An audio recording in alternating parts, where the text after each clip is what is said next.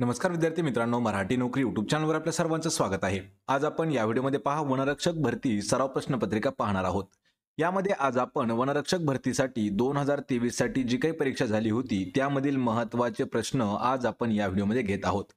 आणि मित्रांनो, ही जी भरती आहे ही आपल्याला TCS नुसार झाली होती, त्यामुळे हे जे सर्वचे सर्व प्रश्न आहेत आपण TCS पॅटर्न नुसार घेतलेले सामान्य ज्ञानचे प्रश्न आहेत।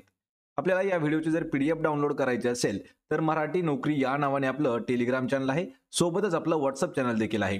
दोघांच्याही लिंक्स मी तुम्हाला डिस्क्रिप्शन मध्ये दिलेले आहेत, त्या ठिकाणी जाऊन आपण त्यांना जॉईन करा। आणि चॅनलवरती जर नवीन असाल तर लगेच आपल्या मराठी नोकरी यूट्यूब चॅनलला देखील सबस्क्राइब करून ठेवा। चला तर व्हिडिओला सुरुवात करूया।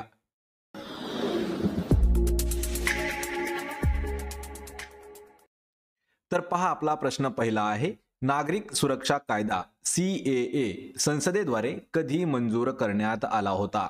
मित्रांनो, प्रश्नाचं जर उत्तर येत असेल तर 3 ते 5 सेकंदामध्ये आपण प्रत्येक प्रश्नाचं उत्तर कमेंट करून देण्याचा प्रयत्न करायचा आहे, म्हणजे एक प्रकारे आपलं रिव्हिजन देखील याच व्हिडिओमध्ये होऊन जाईल। तर पहा, नागरिक सुरक्षा अधिनियम जो आहे त्याला आपण CAA म्हणतो, तर हा संसदेद्वारे कधी मंजूर करण्यात आला होता?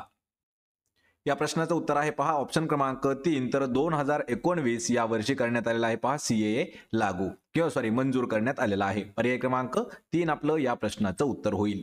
यावरती काही एक महत्त्वाच्या नोट्स आहेत पहा, तर त्या नोट्स प्रत्येकाने लिहून घ्या किंवा PDF डाउनलोड करण्यासाठी डिस्क्रिप्शन मध्ये तुम्हाला मी लिंक देखील दिलेली आहे। तर जो हा CAA कायदा आहे, तर या कायद्यामुळे पाकिस्तान, बांगलादेश आणि अफगाणिस्तान या 3 देशांमधील अल्पसंख्याकांना भारतीय नागरिकत्व देण्याची तरतूद करण्यात आलेली आहे। पण त्यामध्ये हिंदू, बौद्ध, जैन, पारशी, ख्रिश्चन आणि शीख यांना नागरिकत्व देण्याचा प्रस्ताव मांडलेला आहे। या अधिनियमामधून मुस्लिम अल्पसंख्याकांना वगळण्यात आलेलं आहे। सद्यस्थितीमध्ये भारताचे नागरिकत्व मिळवण्यासाठी कुठल्याही व्यक्तीला भारतामध्ये किमान 11 वर्ष असणे आवश्यक आहे, पण ते बदलून आता फक्त 6 वर्ष केलेलं आहे। पर्याय क्रमांक 3 आपलं या प्रश्नाचं योग्य उत्तर होईल पहा, CAA हा 2019 ला मंजूर करण्यात आलेला आहे। प्रश्न क्रमांक 2 आहे, 2011च्या जनगणनेनुसार गोव्यातील शहरी लोकसंख्येची एकूण टक्केवारी किती आहे? पहा, प्रश्न हा देखील महत्त्वाचा आहे। जे काही प्रश्न आपल्याला विचारण्यात आलेले आहेत मित्रांनो जनगणनेवरती, हे सर्वचे सर्व प्रश्न आपल्याला 2011च्या जनगणनेवरती विचारण्यात आलेले आहेत। तर त्यानुसारच हा एक प्रश्न आहे की गोव्यातील शहरी लोकसंख्येची एकूण टक्केवारी किती आहे? तर या प्रश्नाचं उत्तर आहे पर्याय क्रमांक 4, 62.17 म्हणजे 62.17% इतकी जी आहे ही गोव्यातील शहरी लोकसंख्येची टक्केवारी आहे। मित्रांनो, प्रश्न हा थोडासा महत्त्वाचा आहे आणि जशाच तसे प्रश्न आपल्याला 2023 ला वनरक्षक भरतीमध्ये सुद्धा विचारण्यात आलेले आहेत। 2011 जनगणनेनुसार गोवा हे 62.17 लोकसंख्येसह सर्वाधिक शहरीकरण झालेलं राज्य आहे। 2001 पासून जेव्हा गोव्याची शहरी लोकसंख्या 49.8% एवढी होती, तेव्हापासून त्यामध्ये खूप मोठी वाढ आपल्याला दिसून आलेली आहे। पर्याय क्रमांक 4 आपलं या प्रश्नाचं योग्य उत्तर होईल। यानंतरचा प्रश्न आहे, भारतातील सर्वात मोठे खाऱ्या पाण्याचे सरोवर खालीलपैकी कोणते आहे? पहा, सर्वात मोठं खाऱ्या पाण्याचं सरोवर आपल्याला विचारलं आहे। कधी कधी आपल्याला खाऱ्या पाण्याच्या ऐवजी काय विचारलं जातं पहा, गोड्या पाण्याचं सरोवर। या ठिकाणी खाऱ्या पाण्याचं सरोवर विचारलं आहे। तर भारतातील सर्वात मोठं खाऱ्या पाण्याचं जे सरोवर आहे ते आहे पर्याय क्रमांक 2, तर चिल्का सरोवर। यामध्ये पहा, चिल्का सरोवर हे भारतातील सर्वात मोठे खाऱ्या पाण्याचे सरोवर आहे। चिल्का सरोवर हे भारताच्या पूर्व भागातील ओडिशा राज्यातील पुरी, खुर्दा आणि गंजम या जिल्ह्यामध्ये पसरलेलं खाऱ्या पाण्याचं सरोवर आहे।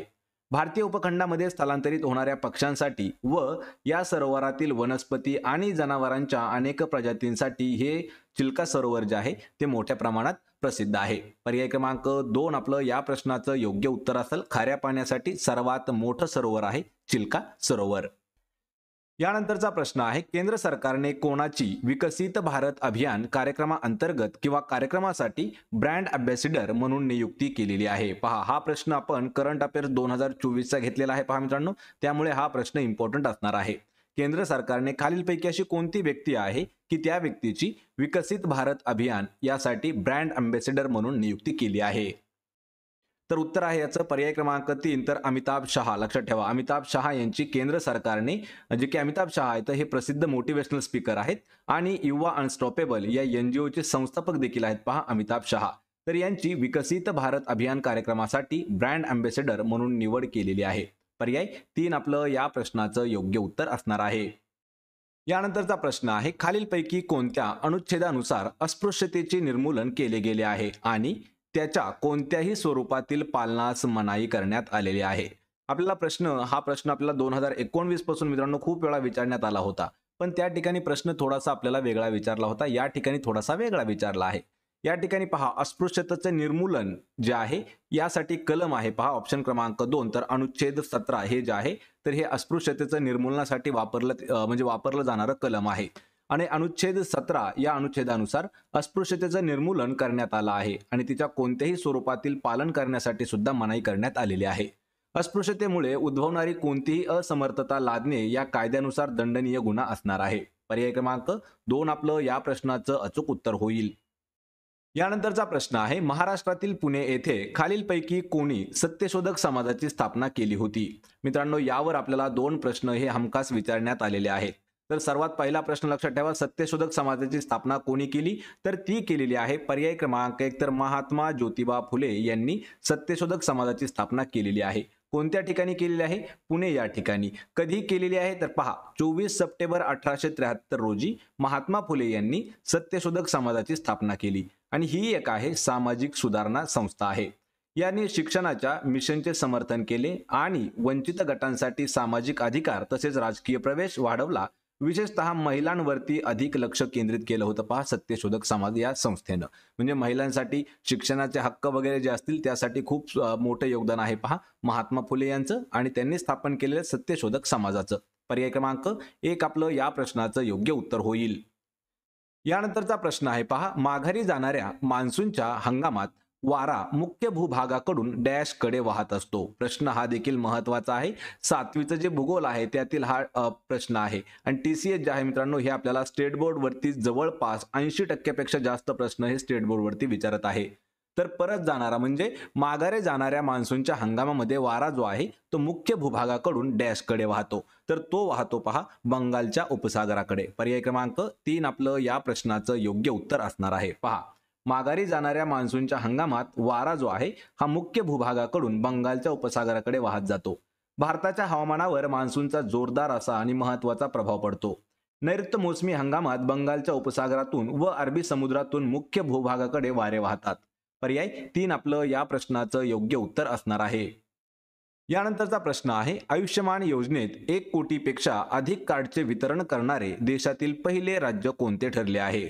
मित्रांनो, हा प्रश्न खूप महत्वाचा आहे. ज्यावेळी आपण हा प्रश्न कम्युनिटीमध्ये पोल केला होता युट्यूबच्या कम्युनिटीमध्ये, त्या ठिकाणी जवळपास 23 ते 24% जे विद्यार्थी आहेत तर त्यांनी अरुणाचल प्रदेशाचं उत्तर दिलं होतं. पण लक्षात ठेवा या प्रश्नाचं उत्तर आहे पर्याय क्रमांक 4 तर आसाम हे आपलं योग्य उत्तर असणार आहे. कारण आयुष्यमान योजनेमध्ये 1 कोटीपेक्षा अधिक कार्डचे वितरण करणारे आसाम हे देशातील पहिले राज्य बनल्याचा जो दावा आहे तो त्या राज्याचे मुख्यमंत्री जे आहेत हेमंत बिस्वा शर्मा तर यांनी 11 फेब्रुवारी 2024 रोजी असा दावा केला होता. आयुष्यमान भारत प्रधानमंत्री जन आरोग्य योजना याच्या अंतर्गत प्रत्येक कुटुंबाला प्रतिवर्ष 5 लाख रुपयांचा आरोग्य विमा देखील दिला जातो. पर्याय 4 आपलं या प्रश्नाचं योग्य उत्तर असणार आहे. यानंतरचा प्रश्न आहे, नागा टेकड्यांमधील सारामती या सर्वोच्च शिखराची उंची खालीलपैकी किती आहे? या ठिकाणी आपल्याला काय विचारलंय, एक शिखर दिलेलं आहे पहा, शिखर आणि त्याची आपल्याला उंची विचारलेली आहे. शिखर कोणतं आहे तर शिखर आहे पहा नागा शिखर. तर याची उंची किती आहे हे आपल्याला सांगायचं आहे. आणि मित्रांनो या प्रश्नाचं योग्य उत्तर आहे पहा पर्याय क्रमांक 2 तर 3826 मीटर ही जी आहे ही नागा टेकड्यांमधील सारामती हे जे शिखर आहे, सॉरी मी या ठिकाणी तुम्हाला नागा म्हणलो, तर नागा ही जी टेकड्या आहेत त्यामधील आहे पहा सारामती हे सर्वोच्च शिखर आणि याची जी उंची आहे ती आहे 3826 मीटर एवढी. मित्रांनो आपल्याला या ठिकाणी एक 1646 मीटर दिलेलं आहे. तर हे महाराष्ट्रातील जी कळसुबाई शिखर आहे, महाराष्ट्रातील सर्वात उंच शिखर, तर त्या शिखराची उंची आहे 1646 मीटर आणि सारामती हे जे आहे याची 3826 मीटर एवढी उंची आहे. नागा टेकड्यांमधील सर्वात उंच असणारं शिखर आहे सारामती. पर्याय क्रमांक 3 आपलं या प्रश्नाचं योग्य उत्तर होईल. यानंतरचा प्रश्न आहे, 1812 मध्ये कोणत्या राज्यात भारतातील पहिला कागद गिरणी उद्योग स्थापन करण्यात आलेला आहे? 1812 हे वर्ष लक्षात ठेवा. 1812 या वर्षी कोणत्या राज्यामध्ये भारतातील सर्वात पहिला कागद गिरणी उद्योग स्थापन करण्यात आलेला आहे? या प्रश्नाचं उत्तर आहे पर्याय क्रमांक 3 तर पश्चिम बंगाल या राज्यामध्ये. मित्रांनो, देशातील पहिली कागद गिरणी 1812 या वर्षी स्थापन झाली. सेरामपूर, पश्चिम बंगाल या ठिकाणी ती स्थापन झाली होती. परंतु कागदाच्या मागणी अभावी ती अयशस्वी ठरली आणि 1870 मध्ये कोलकाता जवळील बालीगंज या ठिकाणी परत हा उपक्रम सुरू झाला होता. पण सर्वात पहिला कागद गिरणी उद्योग जो आहे तो 1812 या वर्षी सेरामपूर या ठिकाणी म्हणजेच पश्चिम बंगालमध्ये तो स्थापन करण्यात आलेला होता. पर्याय क्रमांक 3 आपलं या प्रश्नाचं योग्य उत्तर होईल. यानंतरचा प्रश्न आहे, भारतीय राष्ट्रीय काँग्रेसची स्थापना खालीलपैकी कोणत्या वर्षी करण्यात आली? पहा, प्रश्न हा देखील खूप महत्वाचा आहे. भारतीय राष्ट्रीय काँग्रेस याची जी स्थापना आहे ती कोणत्या वर्षी करण्यात आली? या प्रश्नाचं उत्तर आहे पर्याय क्रमांक 2 तर 1885 हे जे वर्ष आहे या वर्षी भारतीय राष्ट्रीय काँग्रेसची स्थापना करण्यात आली. कोणी कोणी केली तर लक्षात ठेवा, 28 डिसेंबर 1885 रोजी ॲलन ह्यूम, दादाभाई नौरोजी आणि दीनदयाळ वाच्छा यांनी राष्ट्रीय काँग्रेसची स्थापना केली होती. वर्ष लक्षात ठेवा 1885, दिनांक आहे 28 डिसेंबर 1885. मुंबईच्या तेजपाल संस्कृत पाठशाळेमध्ये संपूर्ण देशभरातील 72 प्रतिनिधी एकत्र येऊन 28 डिसेंबर 1885 रोजी राष्ट्रीय काँग्रेसची स्थापना करण्यात आली होती. पर्याय क्रमांक 2 आपलं या प्रश्नाचं अचूक उत्तर असणार आहे. यानंतरचा प्रश्न आहे, उत्पादनाच्या साधनांची मालकी बहुतांशी अथवा पूर्णपणे खाजगी क्षेत्राकडे असणे या अर्थव्यवस्थेला डॅश असे म्हटले जाते. या ठिकाणी आपल्याला अर्थव्यवस्थेवरती एक प्रश्न विचारण्यात आलेला आहे. हा जो प्रश्न आहे हा आपल्याला 9वीच्या अर्थशास्त्रावरती घेण्यात आलेला हा प्रश्न आहे. पहा, व्याख्या काय आहे? उत्पादनाच्या साधनांची मालकी बहुतांश अथवा पूर्णपणे खाजगी क्षेत्राकडे असते तेव्हा त्या अर्थव्यवस्थेला काय म्हटलं जातं? तर या प्रश्नाचं उत्तर होईल पर्याय क्रमांक 4, त्यावेळी त्याला भांडवलशाही अर्थव्यवस्था असं म्हटलं जातं. या ठिकाणी आपल्याला भांडवलशाही अर्थव्यवस्था जी आहे तर त्याची व्याख्या विचारलेली आहे. उत्पादनाच्या साधनांची मालकी बहुतांशी अथवा पूर्णपणे प्रायव्हेट सेक्टरकडे असते त्यावेळी त्या अर्थव्यवस्थेला भांडवलशाही अर्थव्यवस्था म्हणून ओळखतात. पर्याय 4 आपलं या प्रश्नाचं योग्य उत्तर होईल. यानंतरचा प्रश्न आहे, क्योटो विद्यापीठ आणि सुमितोमो फॉरेस्ट्री या कंपनीच्या शास्त्रज्ञांनी विकसित केलेल्या जगातील पहिल्या लाकडी उपग्रहाचे नाव काय आहे?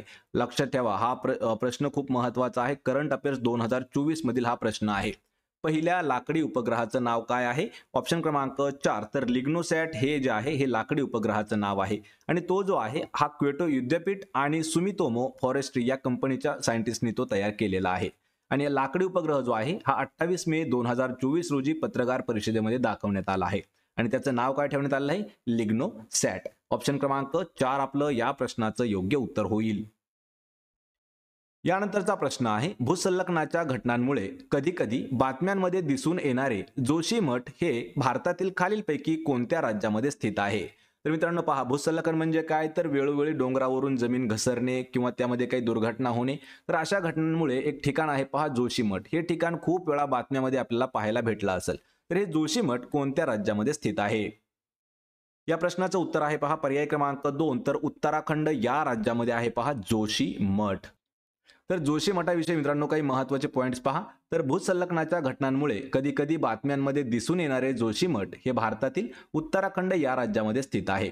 जोशीमठ उत्तराखंडच्या उत्तर भागात हिमालय पर्वतरांगेत अलकनंदा नदीच्या काठावरती वसलेले असून ते राजधानी जी आहे डेहराडून त्याच्या 295 किलोमीटर ईशान्य स्थित आहे. या ठिकाणी अजून एक आपल्याला इम्पॉर्टंट प्रश्न तयार झाला की उत्तराखंडची राजधानी कोणती आहे? तर त्याची राजधानी आहे पहा डेहराडून. ही जी आहे उत्तराखंडची राजधानी आहे. पर्याय क्रमांक 2 आपलं या प्रश्नाचं योग्य उत्तर होईल. प्रश्न क्रमांक 15 आहे, खालीलपैकी कोणी संसदेत 2022-2023 चा केंद्रीय अर्थसंकल्प सादर केला होता? मित्रांनो आपल्याला 2019 पासूनचे 2025 पर्यंतचे खूप महत्वाचे प्रश्न जे आहेत हे असे विचारण्यात आले होते. त्यातीलच हा एक प्रश्न आहे की 2022-2023 चा केंद्रीय अर्थसंकल्प कोणी सादर केला? तर तो सादर केला होता पर्याय क्रमांक 4 निर्मला सीतारामन यांनी. केंद्रीय वित्त मंत्री सोबतच कॉर्पोरेट व्यवहार मंत्री निर्मला सीतारामन यांनी संसदेमध्ये 2022-2023 चा केंद्रीय अर्थसंकल्प सादर केला होता. केंद्रीय अर्थसंकल्प 2022-2023 यामध्ये आरोग्य सेवा आणि पायाभूत सुविधांच्या विकासावर अधिक भर देण्यात आलेला होता. पर्याय क्रमांक 4 आपलं या प्रश्नाचं योग्य उत्तर होईल. यानंतरचा प्रश्न आहे, राखी गडी हे सिंधू संस्कृतीशी संबंधित असलेले एक पुरातत्व स्थळ असून ते सध्या कोणत्या ठिकाणी स्थित आहे? या ठिकाणी हे नाव लक्षात ठेवा, राखी गडी हे जे आहे हे सिंधू संस्कृतीशी संबंधित असणारं एक पुरातत्व स्थळ आहे. तर ते सध्या कोणत्या ठिकाणी स्थित आहे? तर या प्रश्नाचं उत्तर आहे पहा पर्याय क्रमांक 1 तर हरियाणा या ठिकाणी स्थित आहे पहा राखी गड. लक्षात ठेवा आत्ताच्या भारत आणि पाकिस्तानच्या वायव्येस 5300 वर्षापूर्वी ही सिंधू संस्कृती उदयाला आलेली होती. या संस्कृतीचे प्रथम अवशेष हडप्पा या ठिकाणी सापडले म्हणून या संस्कृतीला हडप्पा संस्कृती म्हणून ओळखले जाऊ लागले. आणि राखीगडी हे सिंधू संस्कृतीशी संबंधित असलेलं एक पुरातत्व स्थळ आहे आणि ते सध्या हरियाणा या राज्यामध्ये स्थित आहे राखीगडी. ऑप्शन क्रमांक 1 आपलं या प्रश्नाचं उत्तर होईल.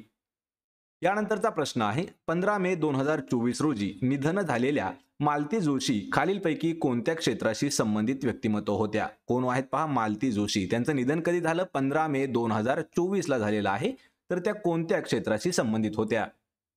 ऑप्शन क्रमांक 3 साहित्याशी संबंधित होत्या पहा मालती जोशी. कादंबरीकार आणि लेखिका मालती जोशी यांचं 15 मे 2024 रोजी नवी दिल्ली या ठिकाणी निधन झालं होतं. ते 4 जून 1934 रोजी त्यांचा जन्म छत्रपती संभाजीनगर या ठिकाणी झाला होता. 2018 मध्ये त्यांना पद्मश्री पुरस्काराने देखील सन्मानित करण्यात आलेलं होतं. म्हणजे त्या साहित्य क्षेत्राशी संबंधित होत्या. पर्याय क्रमांक 3 आपलं या प्रश्नाचं उत्तर होईल. यानंतरचा प्रश्न आहे पहा एका विकसित राष्ट्राने दुसऱ्या अविकसित राष्ट्रांवर सर्वांगीण वर्चस्व प्रस्थापित करणे याला काय म्हटले जाते? हा जो प्रश्न आहे हा 7वीच्या पुस्तकातील आपण प्रश्न घेतलेला आहे जो की TCS बोर्डामध्ये सुद्धा आलेला आहे. म्हणजे TCS पॅटर्नने सुद्धा हा प्रश्न खूप वेळा घेतलेला आहे. लक्षात ठेवा एका विकसित राष्ट्राने दुसऱ्या अविकसित राष्ट्रावरती सर्वांगीण वर्चस्व प्रस्थापित करणे याला काय म्हटलं जातं? तर याला म्हटलं जातं पर्याय क्रमांक 4 साम्राज्यवाद. या ठिकाणी आपल्याला साम्राज्यवादाची व्याख्या पूर्णपणे घेण्यात आलेली आहे. मित्रांनो व्याख्या पाठ करून ठेवा. साम्राज्यवाद म्हणजे काय? तर एका विकसित राष्ट्राने दुसऱ्या अविकसित राष्ट्रांवरती सर्वांगीण वर्चस्व प्रस्थापित करणे त्याला साम्राज्यवाद म्हणून ओळखलं जातं. पर्याय 4 आपलं या प्रश्नाचं योग्य उत्तर होईल. यानंतरचा प्रश्न आहे माघारी जाणाऱ्या मान्सूनच्या आगमनापूर्वी हवेतील आर्द्रतेमुळे हवामान उष्ण व दमट होते. या घटनेला काय म्हटले जाते?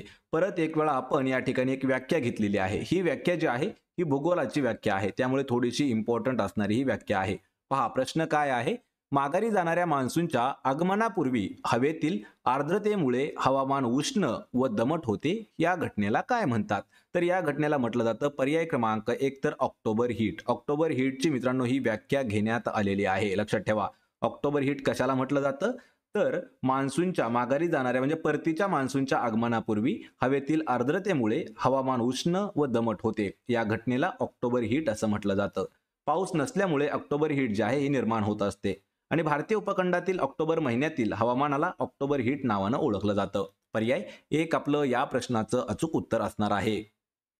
यानंतरचा प्रश्न आहे 13व्या लोकसभेची स्थापना खालीलपैकी कोणत्या वर्षी करण्यात आलेली होती? कितव्या? 13व्या. लक्षात ठेवा 13व्या लोकसभेची स्थापना जी आहे ती कोणत्या वर्षी करण्यात आली? तर या प्रश्नाचं उत्तर असणार आहे पर्याय क्रमांक 2 ऑक्टोबर 1999 या वर्षी 13व्या लोकसभेची स्थापना करण्यात आली. त्याचा कार्यकाल कोणता होता 13व्या लोकसभेचा? लक्षात ठेवा 10 ऑक्टोबर 1999 ते 6 फेब्रुवारी 2004 आणि सध्या जी आहे ती 18वी लोकसभा आहे. तर 18व्या लोकसभेचा जो कार्यकाल असणार आहे जून 2024 ते जून 2029 असणार आहे. या ठिकाणी मिस्टेक मध्ये 19 झालेला आहे तर तो 29 असणार आहे. PDF मध्ये मित्रांनो अशा पद्धतीच्या ज्या चुका आहेत त्या आपल्याला दुरुस्त करून नक्कीच मिळत असतील. पर्याय क्रमांक 2 आपलं या प्रश्नाचं योग्य उत्तर होईल. तर मित्रांनो हे होते पहा महत्त्वाचे आपले 20 प्रश्न जे आपल्याला TCS पॅटर्नने वनरक्षक भरतीमध्ये विचारण्यात आलेले होते आणि हे सर्वच्या सर्व प्रश्न वनरक्षक भरती 2023 मधील आपण घेतलेले आहेत. आपल्याला जर व्हिडिओ आवडला तर व्हिडिओला आपल्या लाईक करा, मित्रांमध्ये व्हिडिओ शेअर करा आणि आपल्या मराठी नोकरी या YouTube चॅनलला सबस्क्राईब करून ठेवा. प्रत्येक व्हिडिओची PDF अगदी फ्री मध्ये जर मिळवायची असेल तर मराठी नोकरी आपलं टेलिग्राम आहे त्याला देखील जाऊन जॉईन करायचं आहे. त्याची लिंक मी तुम्हाला डिस्क्रिप्शन मध्ये दिलेली आहे. आपण भेटूया पुढच्या एका अशाच नवीन व्हिडिओमध्ये. तोपर्यंत जय हिंद जय महाराष्ट्र.